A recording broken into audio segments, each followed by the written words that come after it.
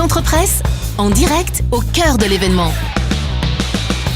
Le département de l'Aveyron est un département très ouvert, évidemment, sur son environnement. Forêts et campagnes sont là, et a fortiori, il y a les chasseurs. Alors, qu'est-ce que l'on chasse en Aveyron? C'est la question que je pose ce matin à notre invité Didier Béteille. Bonjour Didier. Bonjour à tous. Vous êtes le directeur de la Fédération départementale des chasseurs, ici en Aveyron. Alors, quels sont les gibiers? Alors, en Aveyron, tout d'abord, c'est un grand département très varié. Plusieurs régions agricoles différentes avec un tiers de territoire boisé sur 880 000 hectares. Donc c'est quand même relativement rural, très important. Donc on a du Gros grand territoire, gibier, oui. ouais, du grand gibier donc, qui, sur le Brac au départ, qui a été réintroduit, notamment les cervidés en 58 et se sont développés sur le territoire et gérés par les chasseurs, ce qui fait qu'ils sont maintenant présents sur beaucoup de secteurs, jusque dans le Camarès et notamment sur la région de à la limite Montpellier et du Gard, dans le fond du département. Il y a également donc le chevreuil qui a colonisé le département par l'ouest au départ et par le nord, Oui. et qui maintenant est présent puisque les populations sont estimées à 30 à 40 000 animaux, puisque les plans de chasse qui sont chargés de réguler et de contenir l'extension de ces espèces vis-à-vis des problématiques dégâts de forestiers s'élèvent aux alentours de 10 000 chevreuils sont régulés tous les ans pour contenir le développement.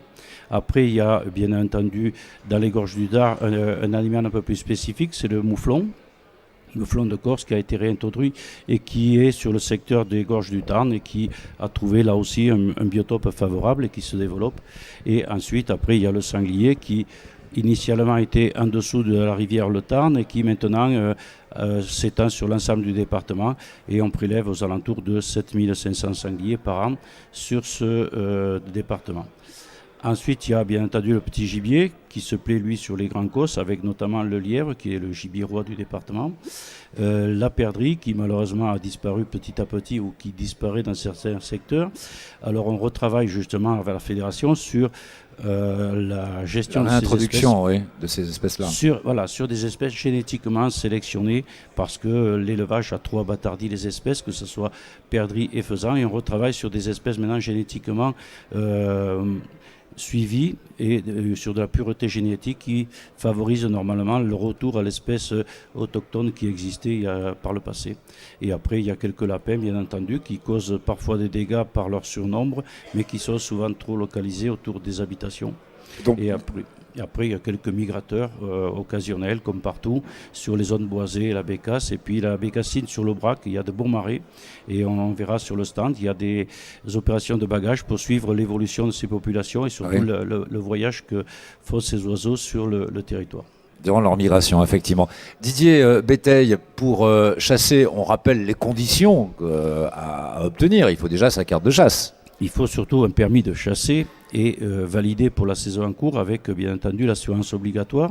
Cette procédure qui était très lourde par le passé a été simplifiée puisque maintenant par internet on peut faire valider son permis de chasser, et il y a de nouvelles options qui sont des permis 3 jours et 9 jours qui permettent aux vacanciers, aux touristes de passage de pouvoir se faire inviter sur un territoire à l'occasion d'un week-end.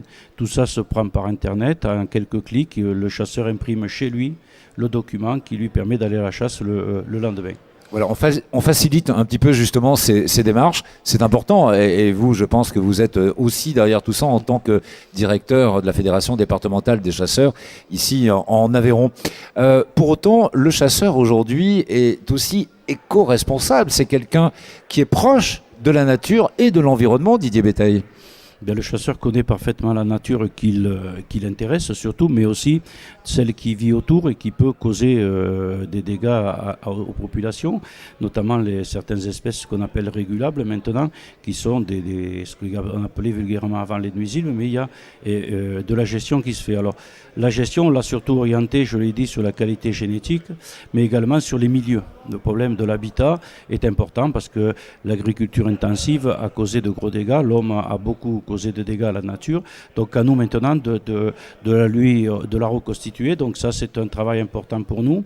C'est 30% de nos budgets qui sont très importants, soit dans la mise en place de cultures, d'amélioration. Et on travaille beaucoup avec des associations départementales, y compris écologistes. Les écologistes aussi. Alors si on veut avoir un petit peu plus d'informations et de renseignements sur toutes ces activités, et notamment dédiées à la protection de l'environnement, à l'aménagement du territoire, non seulement du territoire de chasse, mais du territoire tout simplement. On peut vous retrouver, Didier Béteille, sur le stand de la Fédération départementale des chasseurs de l'Aveyron, ici au cœur de la 16e édition de la Foire de Rodez.